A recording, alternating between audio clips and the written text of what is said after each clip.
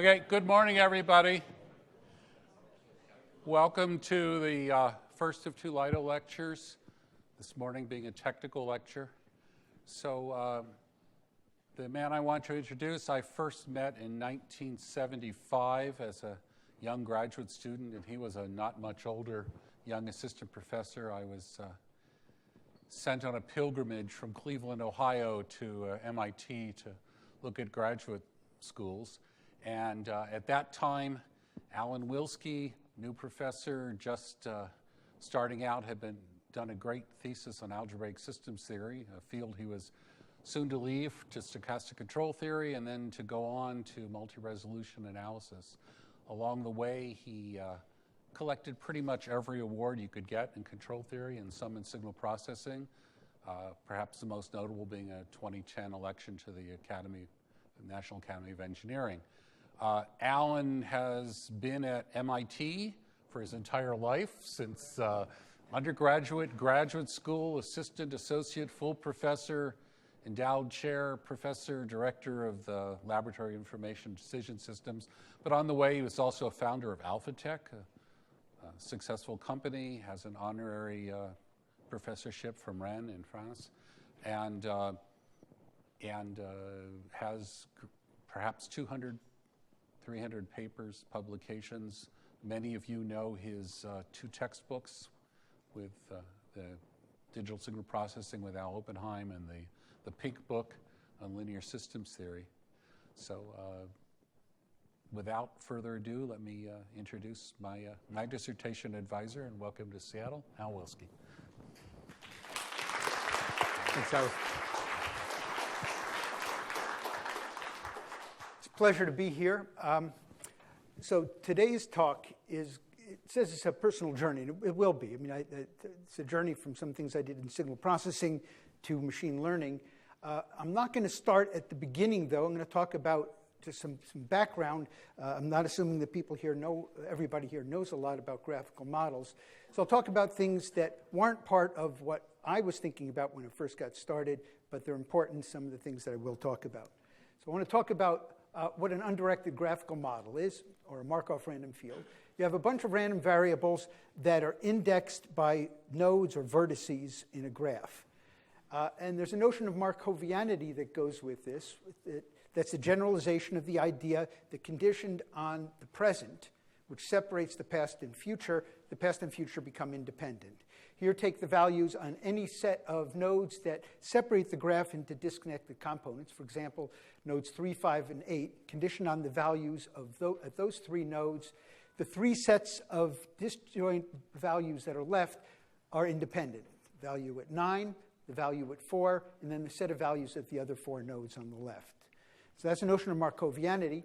And the Hammersley-Clifford theorem gives a sufficient condition, which is also necessary if, in fact, your distribution is strictly positive, that says that the probability distribution has to factor as a product of a set of functions, each of which involves the set of variables only on cliques of the graph. A clique of the graph is a completely connected subset, so individual nodes are a clique. Every edge, the nodes on the either end of it form a clique. And in this example, 1, 2, and 3 form a clique.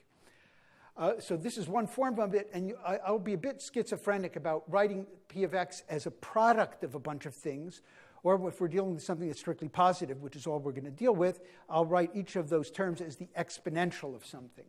And these guys sitting right here, the phi c of x's that sit right in that summation, are often referred to as potentials, something that comes from the physics context, as is this normalizing constant being called a partition function.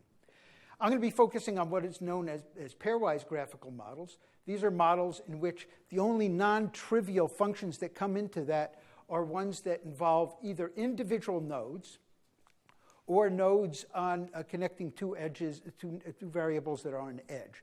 So pairwise models, all the other terms, if they're higher order cliques, just don't provide something for the overall probability distribution. And both of these forms are ones you're going to see in what follows. When I first got into this, my background was in control and signal processing. And there's an arrow to the variables. You talk about time, and there's a direction to these things. And so it's natural to start thinking about putting directions to these things. This, for example, met with mixed results when people try to do two-dimensional signal processing, for example, but it's worth understanding what it looks like. So an important thing is in the undirected model that I specified there, those functions that show up in that product aren't probabilities always. In fact, in many cases, they can't be probabilities. They're just functions that describe some of the interactions among variables. One case in which they always can be made to be probabilities is the case of trees. That is, graphs that don't have loops in them, so that taking out a single node will separate the graph into disconnected pieces. And I'll talk a bit more about that in a minute. Directed models are usually they're called Bayes networks, belief networks, where you're specifying the model in terms of transition probabilities from parents, maybe more than one, to children. And so they've got a distribution that you're specifying directly in terms of these transition distributions. Going from a directed to an undirected model is easy. The only thing you have to do is moralize the graph. That is, if there are two parents of a child, you have to marry them, put an edge between them. Going the other way hard is not the right word. It's basically usually a bad idea to try to go from an undirected model to directed one. And I'll give an example of why that is in a moment, unless things are a tree. If there's a tree, you get a lot of nice things that come out of this. So I'm going to be focusing almost exclusively on Gaussian models. Now, we usually think of Gaussian models as being specified in terms of a mean and a covariance. But if you think about the terms that fall into the exponential of that distribution, you'll have x minus its mean transposed times the inverse of the covariance times x minus its mean. The quantities that fundamentally show up in that relationship are the inverse of the covariance, often called the information matrix or precision matrix or concentration matrix. And that's the thing that will be involved in the quadratic term, x transpose j times x. And the potential vector, which is the information matrix, the inverse of the covariance times the mean. That what will show up in h transpose x in the linear term that falls in that exponential. So these are the things you want to think about as being important in specifying a graphical model. Control theorists would talk about this being the information form of the filter. What you can see immediately if you think about that x transpose j times x, the only time I'm going to get a non-zero term between xs and xt if the corresponding element of that information matrix is non-zero. So the sparsity pattern of j tells you what the graph structure is. In particular, only going to have edges if, in fact, the JST is non-zero. Now, we can think about taking a directed model, and for a directed model, you want to think about something where you've got some sort of ordering on the x's. So each x can be written as linear combinations of the ones before it, plus some additive white noise. That corresponds, when you stack them up, to having a lower triangular matrix A sitting here at AX equals W. That's what you'd get if you stacked up all the values and looking at a linear dynamic system, for example. So A is lower triangular. It also is interpretable as the square root of the information matrix. And so if J is sparse, there's no reason that that guy has to be sparse. And you may, in fact, have a very dense model that comes out of it, which is why it's not necessarily a good idea to go to a directed model. And it's more complicated for non-Gaussian models in that you'll form higher order cliques and higher order potentials. Those terms will go beyond the pairwise terms. So let me talk for a minute about what belief propagation is. This is an algorithm that the first form of this algorithm actually appeared in Bob Gallagher's PhD thesis. It wasn't called that. It was popularized in Yuta Pearl's book on Bayesian networks. And so the idea here is the following. I'm looking at a tree. So there aren't loops in a graph, and I'm node T, and I want to send information to node S about everything, about the likelihood of the value at that node, given everything that I have and everybody behind me, i.e. the other part of the tree that is behind me and doesn't connect to that node. So if we think about this for how we would think about doing Kalman filtering and predictions, there's only one thing behind me. It's the previous point in time. But now in a general tree here, I may have several neighbors that are on the other side. And so what this guy has to do is a generalization of what we think of for a Kalman filter. It has to get the prediction from each of its neighbors on the other side, likelihood functions for each of those. Because it's a tree, those are conditionally independent given the value here. So I'm going to multiply those likelihood functions together of all of the neighbors of this guy except the one I want to send a message to. And then I'll do what we'd call a measurement update. I'll bring in whatever individual potential I have here, and then I have to predict ahead to the other side. So I end up with a set of equations that for all of these likelihoods, which can be a set of linear equations which you can imagine solving. And once you've solved them, you can immediately read off the probability distributions for each of the nodes and the probability distribution joint probability distribution for the variables in every edge. What you've also done is to rewrite the probability distribution. And so now you've rewritten in a form in which that probability distribution involves terms that are probabilities. And this is not hard to understand where it comes from. If you think about a Markov chain, I can write a Markov chain. Probability distribution is the probability distribution of the initial value times the transition probability distribution to the next time times the transition probability next time ad nauseum. Or I could write it as the final distribution and the transition back and transition back. Or I could write it as a distribution at some point in the middle and then probability conditional distributions that go in both directions. This form's agnostic to which one you want to choose. But you can reorganize that as a directed model in any way that you like. Now, how do you solve those equations? Well, when you've got a tree, there are a couple of ways of thinking of doing it, one of which looks like Gaussian elimination and back substitution. You go from the leaf nodes up to some root node, eliminating variables, and then propagating back down. For linear Gaussian problems, that's the generalization of a particular form of the smoother, fixed interval smoother, known as the Rauchtung-Schriebel smoother. You could also do something completely parallel, and this is where in computer science and artificial intelligence, these things were usually thought of as one of the ways of doing it, which is that every message starts off with a value of 1. And now you start everybody sending messages out, and what you have is after k iterations, so they'll send messages out, they'll do computations, send messages out. After k iterations, each node has the information from a radius k around it. Nodes are within a distance k of it. And when you've gone out the diameter of the graph, you've got the exact solution. Okay, I'm going to spend a bunch of time talking about the structure of models and questions people ask about structure. The way I look at it, and this is perhaps a bit too simplified, but it points out a difference in different fields. There are 4 questions here, 3 of which people in control and signal processing generally don't think about. The 4th is something people in machine learning generally don't think about, but the other community does. The first one is, what should the structure of the graph be? Well, if I think about time series, what do you mean what the structure of the graph is? Time is time. The second is, which variables should go where? Well, the measurement at 430 goes at 430. A third is, well, what about adding hidden nodes? Well, what does that mean? We're going to go into another time dimension to add hidden nodes. And a fourth one, which is the one on which most of state space theory focuses, is what should the dimensions of the variables be? In particular, we often think about the problems, what should the dimension of the state be? What should the order of the autoregressive model be? All right, so that's a picture of things. And now let me talk about how I got into this. Howard mentioned a little bit about it.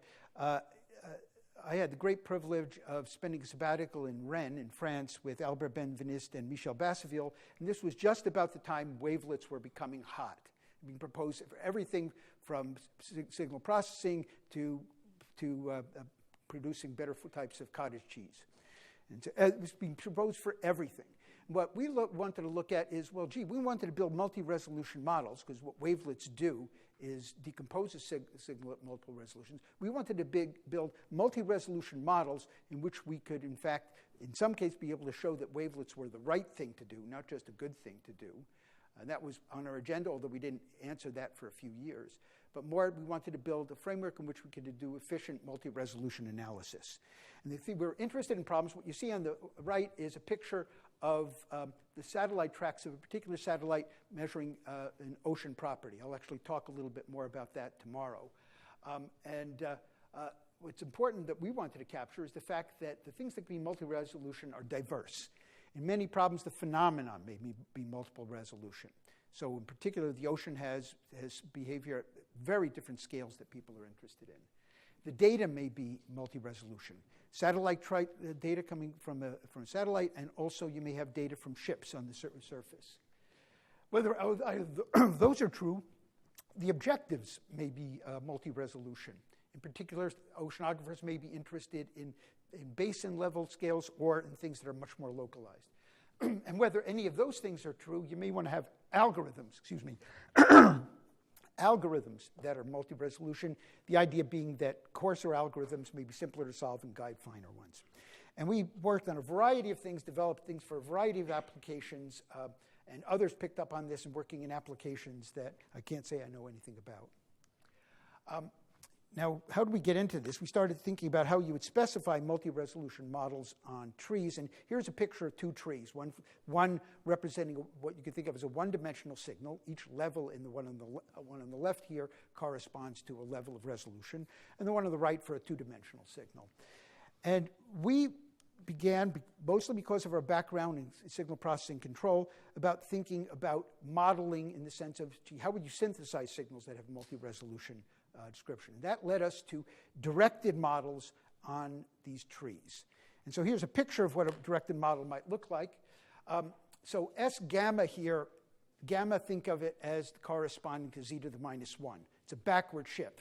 It takes you from a node to its parent at the next coarser resolution. A comment there, I was working with Albert, and I went away on a short holiday to Alsace, and I came back, and the gamma had been changed to a gamma bar. And Albert was busy working on his computer, and I asked him, well, why? He looked up at me and he said, there is no other choice. He went back to work. And that's one of the reasons I love the French. All right, so here the idea is a descendant point is going to be some linear interpolation of its parent plus some additive noise. Looks very much like our dynamic systems. And there's an easy way to see an example of this. If you take a look at Paul Levy's construction of Brownian motion, you get a model of this type. So suppose I want to simulate Brownian motion over an interval. What I'm first going to do is to generate a sample from the two-dimensional Gaussian distribution that describes the values at the two endpoints of that interval. Not difficult to do. I'm then going to draw the straight line between that. At every point on the straight line, that's the best estimate given those two endpoints. Let's take a look at the midpoint. And I'm going to add a random variable independent of these two that has a variance equal to the estimation error variance in that estimate based on the other two. Now I've got 3 points that have the right statistics. More than that, because Brownian motion is Markov, I can separately do midpoint deflection on the 2 points now on the left of that troika I have and on the right. So that creates a multi-resolution model. What's interesting about it is the fact the variables I keep at the coarser resolutions aren't scalar. Even though I'm trying to represent a scalar process, they're vectors. They're sets of values of points, which can be interpreted if you put basis functions on them as little tent functions, which is what midpoint deflection looks like. All right, so from a control point of view, we were interested in building models where most of the action that we were interested in is at the finest scale. That was the real phenomenon. But we wanted to build in variables at coarser resolutions, and we took the approach that people take in control theory. So the first thing we were going to assume is the fact that the tree structure was fixed. We're given a tree structure. I'll talk later about that issue. But we don't know the dimensions of the variables at different nodes. And first thing we did was to think about an idea that's central actually to signal processing control, the idea of internal models. Anybody who's taken Wiener filtering and looked at shaping filters or whitening filters, you can get causal and causally invertible ones, which means that the driving noise that gives you the right power spectral density actually is a linear functional of that given process. You haven't introduced any extrinsic uncertainty into the problem. It's all explained by your data. A natural way to think for a state model, for time series of what the state is the way Ake thought of it, which is the state at any point is nothing more than the projection of the future onto the past, which immediately says you're designing something that is a linear functional of the past to summarize anything you can use for predictive power in predicting the future. So we wanted to look at internal models. And the type of problem we wanted to look at, that meant that what we wanted is we had this fine scale process. We were going to insist that every variable that showed up anywhere higher in the tree was a linear functional of the finer scale variables. Some of those linear functionals may be things that we measure or that we desire to estimate. I'll give an example of that tomorrow. And the rest of those variables need to be designed in very much the same way that Ake thought about designing the state. What you'd want to know is, what functional of the past has highest correlation with the future or has highest predictive value for the future? I'm going to keep that as variable. And then go down the stream. There's a method called canonical correlations, or another one based on predictive efficiency that will do that and therefore give you reduced order models that come up that take the most important functionals of the past. There are alternate approaches, and as I said, did have a postdoc who helped us understand how to put this together with wavelets to provide a clean picture of what wavelets are doing in this framework. A problem that comes up immediately is that internal models don't need to be minimal. In fact, they're not generally minimal dimension. So here's a model. Every point is equal to its parent plus independent white noise.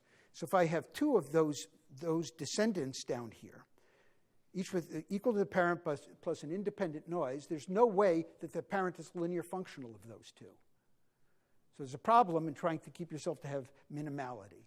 It's something we should have known. Internal models still are quite useful in a variety of applications, but this sent us off in a direction which moves much closer to what people do in machine learning. So here's just a review of a piece of work that was done a number of years ago, not by us. And suppose I want to get a tree, but not necessarily hierarchical ones. And so the problem here is I have a whole bunch of variables. They're going to be nodes on a graph, and I want you to connect them in a tree so they have a tree model that captures all of the statistical values. For example, is the maximum likelihood tree given the data that you have.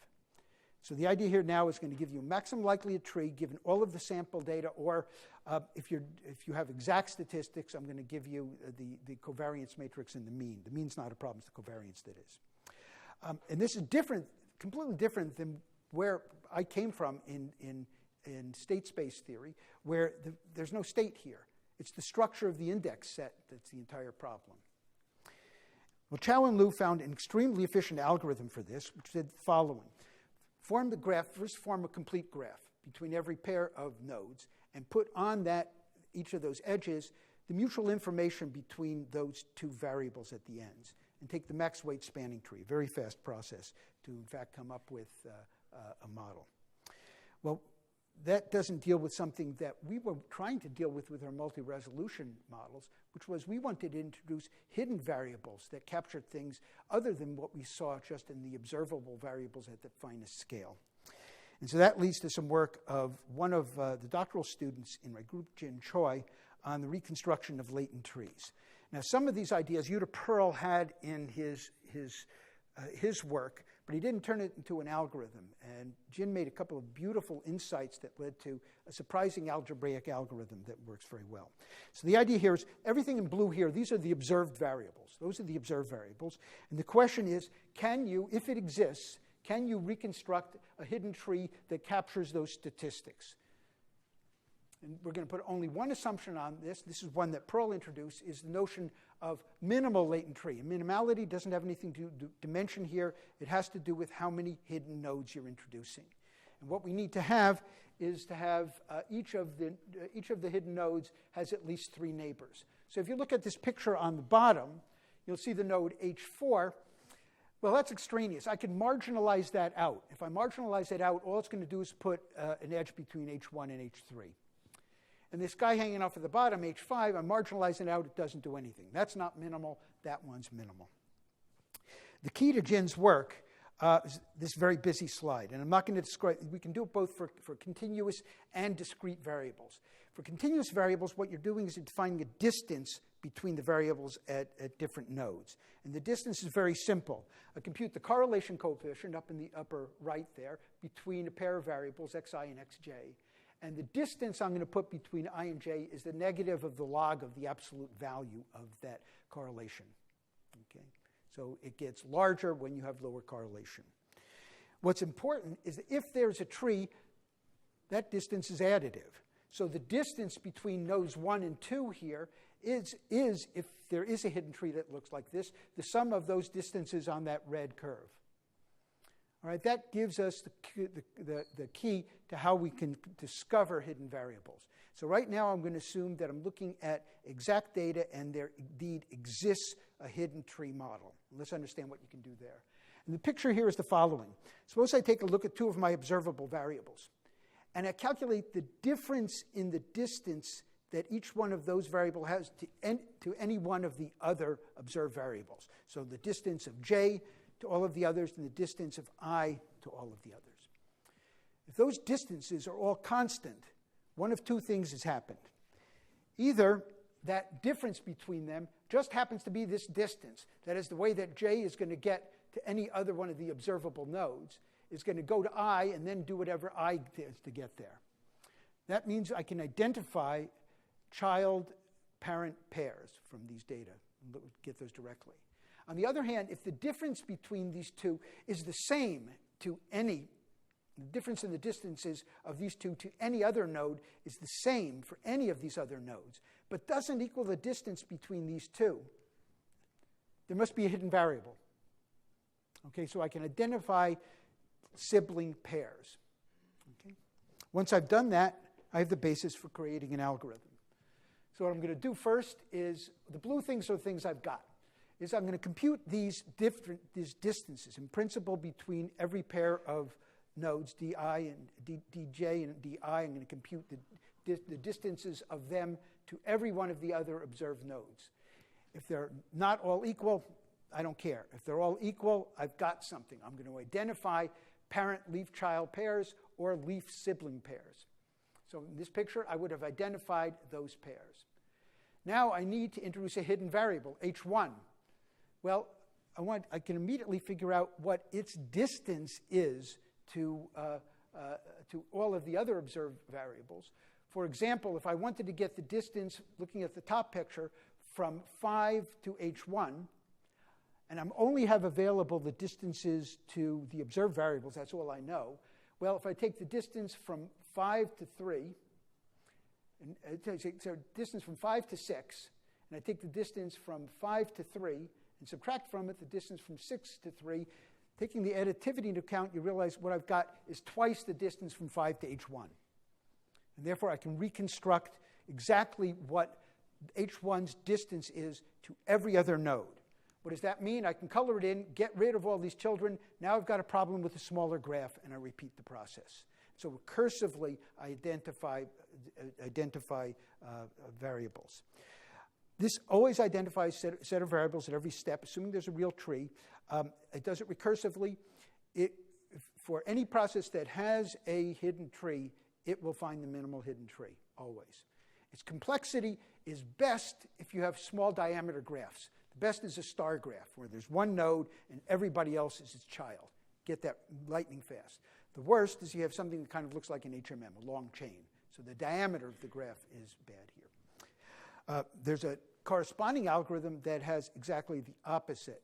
And that's a very nice algorithm. It's the one that Jin tends to use more. And the idea is the following. I'm first going to do the Chow-Lu problem using these distances. So just with the observed variables, I'm going to compute the minimum weight spanning tree from those, where the weights I'm going to use are the distances. And that's going to give me a tree out of this. The computational complexity is actually less for doing this than for the other part. And now what Jin observed was a very important fact. For each node in this still-to-be-found hidden tree model, I'm going to define a surrogate for each of the nodes, which is the observed node that's closest to it. So obviously, for each observed node, its surrogate is itself. But for the hidden nodes, their surrogates are different. So I've shown here, for example, that H1 has as its surrogate node 5. And a result that's also very easy to prove once you've got these distances is if in the hidden model there's an edge between two nodes, for example, between 1 and H1, there will be, in the Chow-Lu tree that you've created, an edge between their surrogates, so between nodes 1 and 5. So you get that automatically. And that provides a picture that you're first taking this global step to get a tree, and now you start operating on pieces of it. So you form the Chow-Lu tree. The next thing you do is look at each internal node in that tree. And with each one of those internal nodes, what you do is take it and all its neighbors and do the first algorithm to get some hidden variables. Put that in there, and then go to the next hidden node. So you've done 5 here. Now one of its neighbors was 3, so you've redone the structure of those. The last step, what you're going to do now is to, in fact, do the same thing for those 4 nodes, reconstructing the overall tree. So this one works best, fastest, lightning fast, for trees that have large diameter. It'll be slowest for the star graph. But if you assume that you have got a reasonable diameter in your graph, and I'll show you an example in a minute, this is the way that leads to the most efficient algorithms. All right, they're sample-based algorithms, and Jin has some very nice results. So you can think about putting in the maximum likelihood estimates of the information distances. And you relax the constraints on what you mean things to be exactly equal. And assuming there is a real tree model, there's a way of making those relaxations of making things exact get smaller and smaller as you get more and more samples so that the algorithm is consistent. You, in fact, discover the true hidden tree. Now, nobody believes that things are going to be trees, so there's a way of doing this with regularization, which puts some slack there in those distances to try to recover trees that explain as well as possible complex data. Jin applied this to a few things. One of them was computer vision, where she was interested in being able to discover hidden contexts that explained what objects tended to be seen in the same scenes.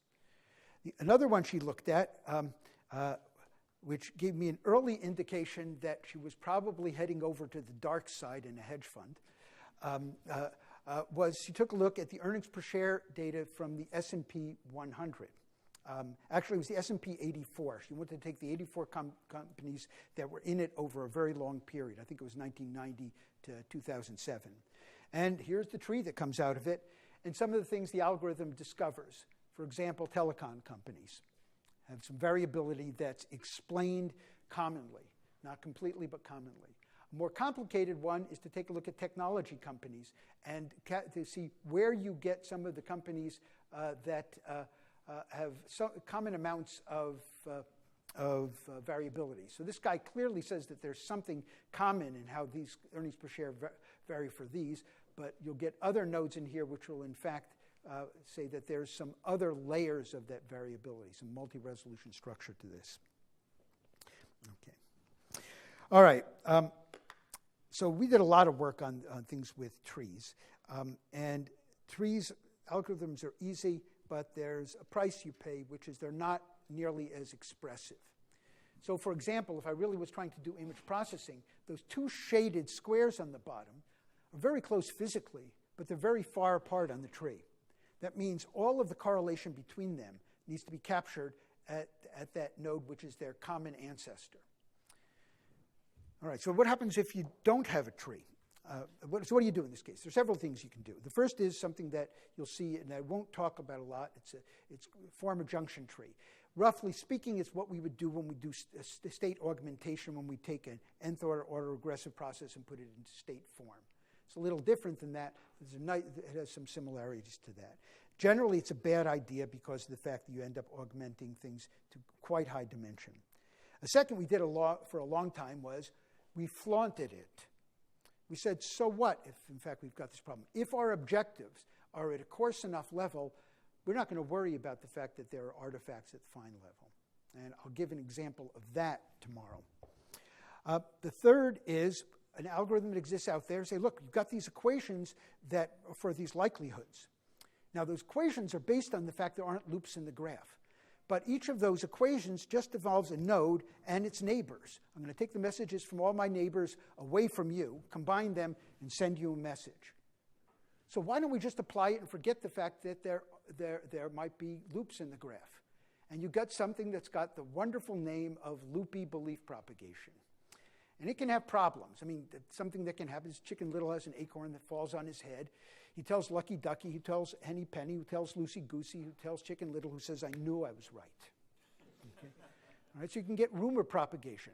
I mean, the equations are wrong, but astoundingly, they work in many cases quite well, which annoyed a lot of us for a long time. That in fact, they worked well. There's some applications, some of you may know about low-density parity check codes. They work extremely well because the loops are long. And Chicken Little would have forgotten everything by the time it got around to him. So that's an algorithm. The fourth thing is to think about it. What a lot of people have done is to try to understand loopy belief propagation. I'll say a few words about that. Second is to come up with better algorithms or better models. And there are people here who have done some very impressive things on that I'm not going to talk about because I didn't do them. But they've done some really interesting things. There's a lot of work on trying to come up with models that are expressive and that lead to efficient algorithms. And another is to see, well, what other kinds of graphs can we get scalable inference for? So here's an approach that one of my students, Jason Johnson, came up with. And it's the following. Suppose I've got this big model, and I'm going to start at a point, and I'm going to eliminate nodes going out, creating a cavity. Well, what's going to happen is what you see in the middle picture on the top is you get a lot of fill. You get edges in other parts of this. So what Jason Johnson, the student who did this, did was to say, look, I'm going to take that out to a point which I can still do exact calculations. And then I'm going to thin that model. It's not exactly model order reduction, but it's similar to the idea. And the approach he used is one that, for people who are familiar with maximum entropy methods, it shouldn't come as too much of a surprise. He said, look, I want to come up with a model that has maximum entropy, subject to having the moments, the second order moment, the correlations of my approximate model be within some tolerance of the exact ones for this full model. And you put tolerances on those. As you made those tolerances larger, you got a thinner graph. And Jason came up with a very nice way of doing that. So you end up thinning this graph. Now you can imagine you've actually started this at a bunch of points in your field. And all of these little cavities are building. Eventually they hit each other, and you have to perform inverse mitosis. You've got to bring them together, get rid of those internal edges. Once you've done that, you want to thin that model, and then you can keep going up the tree. When you've gotten to the top, you've basically done Gaussian elimination. You need to do back substitution.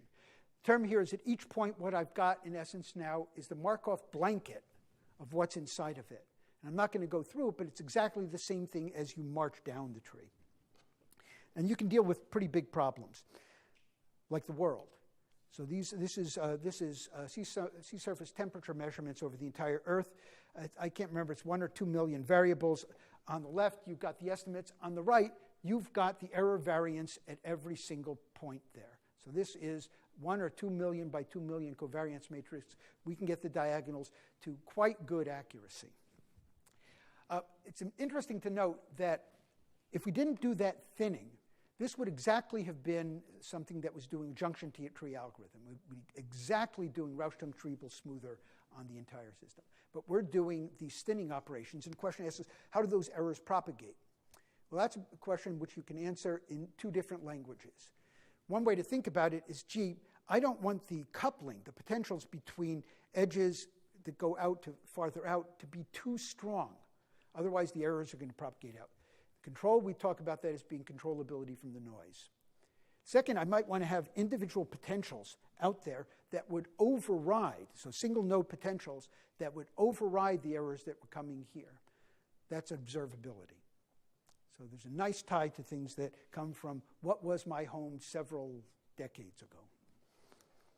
Okay, so let me talk a little bit about something that Jason and another student, Dmitry Malyutov, did, which is a way of thinking about what loopy belief propagation does. And so what I'm going to look at is the inverse covariance matrix J, and I've got the equation H is equal to J times mu. And that's what I want to solve if I want to get the means. So in principle, I've got to invert J. Well, let me take a look at the inverse of J, and I'm going to normalize J, just scaling the variables so that I've got ones along the diagonal. So I can write J as I minus a matrix R that only has non-zero values where there are edges. In fact, each element there, Rij, has the interpretation as a partial correlation coefficient. It's the correlation coefficient between variables at those 2 nodes conditioned on everything else in the graph. So it tells you how important that edge is to the overall statistical relationship. Well, here's a dumb way to think about inverting J. Just I plus r squared, et cetera. Just write that out and do that. May not converge, but it's a way of thinking about it, and also illustrates something. So remember, r is going to have non-zero elements only where they're edges. Where's r squared going to have non-zero elements? Well, I'm going to have a non-zero element in rij, if there is a path of length 2 that goes from I to k, k to j. And I'm going to get the product of the elements of r. If there's another path, I'm going to get that product. I'm going to add it together. So I have walks around the graph, and I'm adding those walks up, hence the word walk sums. So if you look at the Lth power, RLST is the sum over length L walks that get from node S to node T. It's the sum over all of those walks where the weight on those is the product of the elements of the R matrix along that path.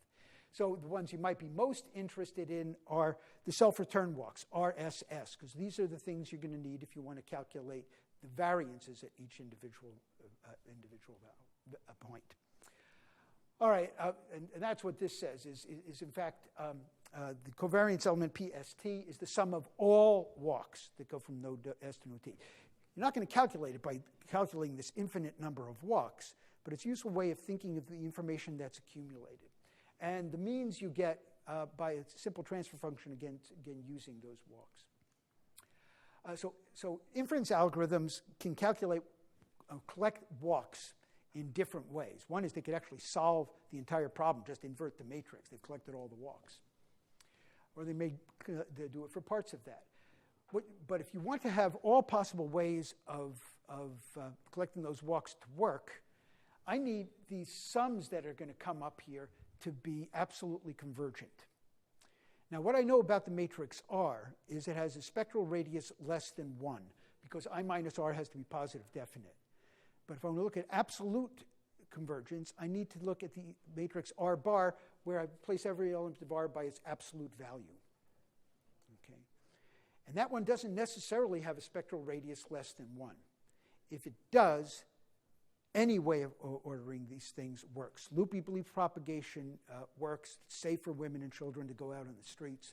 I mean, it's just something that makes everything work well. So we allow to get a collection in any order. Loopy belief propagation converges. What you can show is it collects all of the walks for the means, but only some of the self-return walks for the variances. It misses some of them. And there are lots of models where things go haywire. Here's a simple example to explain that. So here's a simple graph. And what I've written on the right is what it looks like from node 1's perspective after 3 iterations of loopy belief propagation. So what node 1 is going to get a message from node 2. That's the other neighbor that node 2 has other than 1. Well, where is node 2 going to get the message that it wants to send to node 1? It's going to get it from its neighbor other than node 1, that is node 3. Well, node 3 needs to send a message to node 2. Where's it going to get it? It's going to get it from all of its neighbors other than node 2, that is from nodes 1 and 4. That's the Chicken Little picture. So you'll see 1 showing up on the bottom. What you can show is that after 3 iterations of loopy belief propagation, what node 1 thinks it's done is computed the optimal estimate by doing a calculation on this tree from leaves to roots. That's what it's done, the exact calculation of. It means that it's calculated all of the self-return walks to that top node by doing those calculations, the Gaussian elimination to get that. But it doesn't get all the walks. The walks on the right, the only way I get back to that top node, and that's the only number 1 here that matters, the only way I get back there in the self-return walk is to go down and then backtrack. So I do get the walk 1, 2, 3, 2, 1, which is here, 1, 2, 3, 2, 1. But you will not see the walk over there that starts at the top and gets back to the top that goes 1, 2, 3, 1, the little loop that you've got here. It misses that walk. Things are worse than that, because I'm going to be replicating the elements of the R matrix sitting inside this. I can create a model here that is nonsense because of the fact that it has negative eigenvalues in its information matrix. So you can see as you increase a number, so the typical example here is put a value of rho on the elements of the R matrix on all of the edges of that graph except between 1 and 2, make that a minus rho. So everything is telling these nodes that they actually want to have the same value, the same sign value, except there's this minus rho that's frustrating things and says we want to go in the opposite direction. Well, if you take that value rho and you start increasing it, for quite a while it's walk summable and things behave well. You increase it just a little bit more, and what you find is you still have a well-defined model, but you're getting variances that limit cycle between plus 100 and minus 200. And as far as I know, minus 200 is not a good value for a variance. So these things, when they fail, can fail catastrophically. There are other ways to deal with these, which I won't talk about, although I will talk about one thing, which is that there's an alternate form of algorithms that one of my students, Ying Liu, has been working on that recognizes that maybe you want to treat some nodes differently than others. And so this is the notion of feedback vertex set. So a feedback vertex set is a set of nodes in a graph that, if you remove them, leaves a cycle-free graph. Okay?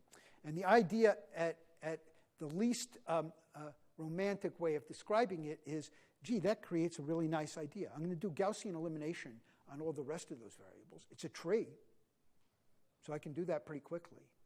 I'm going to then let the feedback vertex nodes do their work and do exact calculations, and then I'll do back substitution. It's a tree. And that's basically what this structure says. That's a way to think about it. The way it actually works is you're actually telling the rest of the graph, the feedback vertex nodes, and here there's only one, is telling the other graphs, saying, I want you to do calculations not just with one potential vector that corresponds to the mean I want to calculate, but with another one. That's what goes on in the Gaussian elimination on the right-hand side of the equation. So the rest of the graph does belief propagation, communicates back to the feedback vertex node. Feedback vertex node does its work, and then does the back substitution step, which leads to another round of BP that leads to the complete answer. Now, a problem with this is that if there are a lot of feedback vertex nodes, have you really done anything? Because once I've got the problem on these vertex nodes, if in fact there are k of them, I've got to do exact calculations with that k-dimensional system. So the complexity is order k squared n, n being the total number of nodes. And it's the k squared that can kill you. For example, in a two-dimensional grid, k is on the order of the square root of n. So this is large. So you may not want to do it exactly. Well, what you can think about doing is breaking the most important loops in the graph. Suppose I can break some of the loops in the graph, and then the rest of the graph isn't cycle-free. And I'll let it do its calculation however it wants, maybe using some other exact method, or maybe using loopy belief propagation. The entire model may be not walk summable, but if I do things right, this part of the graph that I've left can be. So I can get convergence in a much larger range of problems. So assuming convergence, what always happens here, even though you're not doing the right thing on the rest of the graph, you get the exact answers on those feedback vertex nodes that you've chosen, means and variances. You get the right variances, the right means everywhere, and you collect more walks for the variances of the things that are in the leftover part. The only walks that you're missing are this is a mouthful, the non-backtracking self-return walks that don't visit the set F, the feedback vertex set. You've got everything else. And there's a very fast way of choosing these nodes, basically to try to bring down the spectral radius of that row of R bar in the remaining graph. And it works incredibly well. This is something where there's a theorem out here waiting to be proved. That in fact, you can get away with order log n nodes. So if that's a log n up here, you n log squared n. The same method would also work with discrete problems. But in discrete problems, the dependence on k is exponential. But if the dependence on n then is logarithmic, you get something that's polynomial. That's still to be proven. I'm going to say a very quick word about two other things. So this is something that was motivated by multipole methods for solving partial differential equations. Multipole methods are a way of getting a preconditioner. The idea is that I'd like to be able to figure out the electric field, and if there are a bunch of charges at a distance, I can probably aggregate them into one charge and be able to get a good approximation.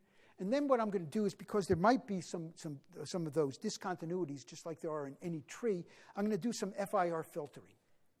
What that corresponded to, my way of thinking about things, saying, gee, I want to have a tree structure where, conditioned on a scale above and below, The remaining correlations, not the inverse covariance, the conditional covariance matrix is sparse. And so the blue edges here correspond to sparsity in that conditional covariance matrix. The red edges correspond to the elements of an information matrix. So you end up trying to decompose a covariance matrix into the sum of something that's got tree structure or sparse, and something that, in fact, has is the inverse of a sparse matrix, in order to capture the fact that you've got covariances that have sparse. But that leads to exactly algorithms of this type. You go up and down a tree, and then you do FIR filtering.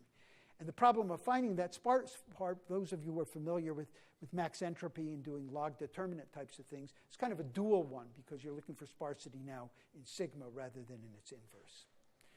And she applied that to the S&P 100 using the S&P 100's tree structure for dividing stocks up into divisions and industries. All of the things that are individual numbers here should be on one level. That's the finest level. Those are individual companies. And the blue edges were the dominant correlations not found through the S&P decomposition of things. They were the dominant ones that were found. So you found things where, in fact, oil service company and oil companies, which aren't in the same division, would come together. Microsoft and Intel would have things. Walmart was negatively correlated with everything. Okay, and final comment. So this is some work of a very good student, Venkat Chandrasekaran, who was at Caltech. And in some sense, it was trying to do both PCA and do sparse model recovery. And so the idea here is I don't want PCA, I don't want something there to do all the work. So what I have is I have some observed variables, XO. Those are all of my observed variables. I posit that there are some hidden variables. And I posit so the only thing I'm going to be able to observe is this covariance matrix, sigma 0. I posit that if I take a look at the inverse covariance, I'm going to have a structure that looks like this, where in fact the inverse of the covariance matrix of the observed process by itself, marginalizing out the hidden variables, just by sheer complements, will look like this. So where am I going? Well, in general, what I might have is something that, in fact, is very, very complicated. That inverse looks like everything's connected to everything. But if you think about what PCA does, it tries to separate things out. Suppose that, in fact, I posited that there were a small number of hidden variables that when conditioned on those hidden variables, the remaining structure of the graph is sparse. For PCA, the remaining structure of the graph is empty. You've captured all of the variability in things. What this corresponds to is saying that I'd like to be able to take this inverse covariance and write it as the difference of a sparse positive definite matrix corresponding to the conditional statistics of the observed variables, given the hidden ones, minus a low rank part corresponding to these hidden variables. And I'm going to skip going through the details, but there's a nice way of formulating this as a regularized likelihood function problem. So you've got some data. You're trying to find the sparse covariance minus the low rank matrix L. Just as in work that people like Mariam Fazal have done, we're going to put regularizers on here for sparsity. We put the L1 penalty. On the other part, we put the trace to try to make the rank of that thing small. And Venkat had some extremely nice results that showed how you could do this, that you can't do it if the sparse part is low rank. A matrix that's got a 1 in the upper corner and 0 everywhere else, well, it's sparse and low rank. So to be able to identify those parts uniquely, you have to have some kind of transversality in the structure of these things, which Venkat explores. And there are precise conditions that show when, if you can exactly do this, how you can in fact recover it, and results on, as you get more samples, the usual kind of with high probability results that come out. And so let me close with a couple of things that we're interested in. So I've described methods for learning hidden trees with fixed structure but variable dimensions of the variables. I then described Jin Choi's work, which looked at problems where we're allowing the structure of the graph to be variable, but all the variables were scalar. Can we do both? Can we, in fact, get both the graph structure and the dimensions of the variables? It's a horribly ill-posed problem, because you give me a bunch of variables. Here's a tree. I'll take all those variables, put them together in one big vector. I got one node. It's a tree. It's not the solution you want to get, but it's a tree. How do I get something that, in fact, can trade off between that? So we've got students who are starting to think about that. We have methods for covering sparse plus low rank, and here's a hard problem. Suppose I want to cover tree plus low rank. If that's the case, I've got a small FES, and in fact, we can get astoundingly fast algorithms for these. I've got, again, a conjecture on this, and my rule is each PhD thesis only has to have one miracle in it, and so this is a miracle that one of the students is working on. And a final point, which comes from communications, thinking about this. These are called message passing algorithms. I believe propagation is a message passing algorithm. But if you're a communications person, it's a really dumb algorithm. Because what does it do? It has one protocol bit. When I receive a message, all I know is which of my neighbors sent it to me. And that tells me how to do routing and computation. I'm going to take the message from everybody else, combine them, and send it this way. I'm immediately then going to forget everything I just did and do it again. Well, in wireless networks, we often keep track of where messages have hopped. How could an algorithm take advantage of that, putting more protocol bits in? BP is an algorithm that says communication is cheap, memory and computation aren't. Well, in lots of networks, it's exactly the opposite. And using this feedback vertex set ideas, we've got a few things that are coming. I guess that's the same student who's going to be working on the other problem, so I guess he has to come up with two miracles. Thank you.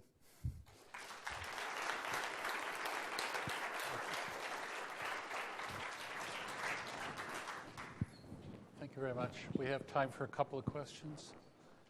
Anybody brave enough?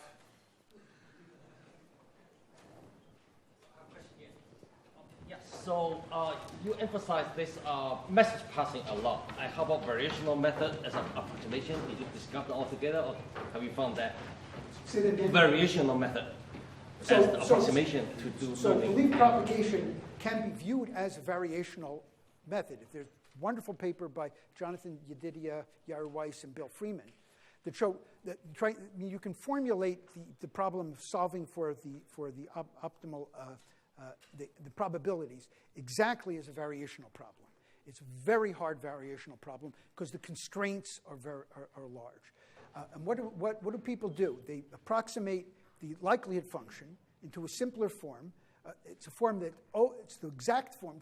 It's the exact form that you get if it's a tree. They come with an approximation. It's called beta-free energy. And then what they do is they take a look at all the constraints, which basically say that all of the probabilities you're calculating have to be consistent. That is, that they really form a probability distribution on the entire thing. And you can come up with, what they replace that with something that says, I'm only going to satisfy some of those consistency relationships. The only ones I'm going to satisfy is that when I compute, because I do compute, the joint distribution on variables on an edge, when I marginalize one of those variables, it agrees with what I said the marginal distribution was on that edge. But it throws out a lot of the other constraints that are there. It's a relaxation. In the discrete case, it's a relaxation of the polytope of probability distributions you're allowed. And so are people sweating bullets coming up with other variational approximations? You better believe it. And are there people who are doing things with message passing? Is a nice idea because you have these iterative algorithms.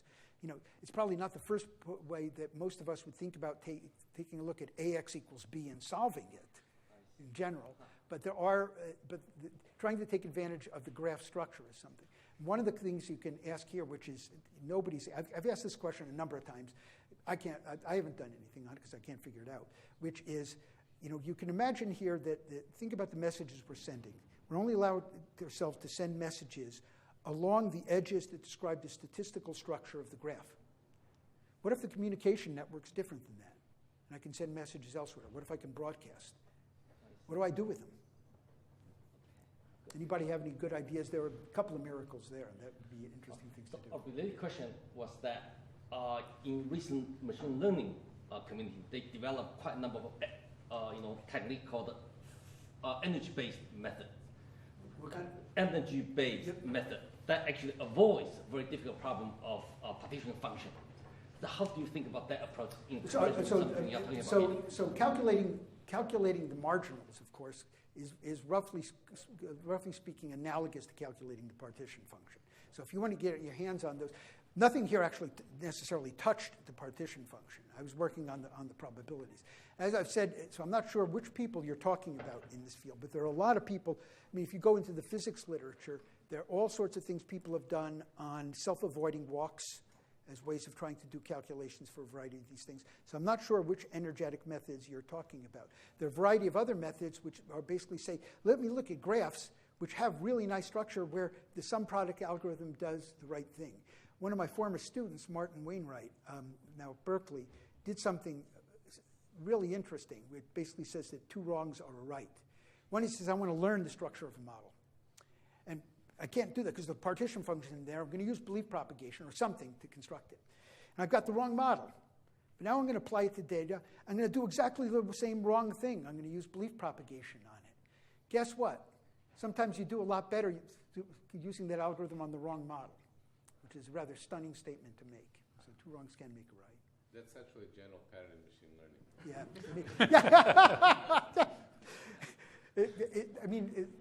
One of the nice things that people like Pedro and I enjoy about this field is the fact that there's so many different people are talking about it in different languages and on these things. And trying to keep your hand on what everybody's doing is hard. Pedro's got a very different set of approaches which provide some very powerful algorithms, very different things I've talked about here. So. Thank you. Okay. Thank you very much.